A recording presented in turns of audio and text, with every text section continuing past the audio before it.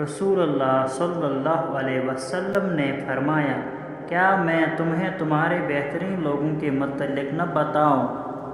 صحابہ رضی اللہ عنہ نے عرض کیا، اللہ کے رسول صلی اللہ علیہ وسلم ضرور بتائے۔ آپ صلی اللہ علیہ وسلم نے فرمایا، تمہارے بہترین لوگ وہ ہیں کہ جب ان پر نظر پڑے تو اللہ یاد آ جائے۔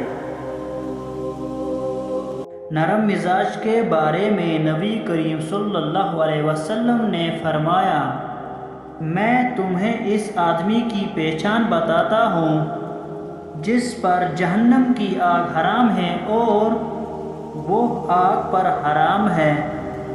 یہ وہ آدمی ہے جو نرم مزاج، نرم طبیعت اور نرمی سے بات کرنے والا ہو۔ رسول اللہ صلی اللہ علیہ وسلم نے فرمایا، بدترین چوری کرنے والا وہ شخص ہے وہ نماز میں سے چوری کر لیتا ہے۔ صحابہ رضی اللہ عنہ نے عرض کیا، یا رسول اللہ، آدمی نماز میں سے کس طرح چوری کر لیتا ہے؟ ارشاد فرمایا، وہ رکوع اور سجدہ اچھی طرح نہیں کرتا۔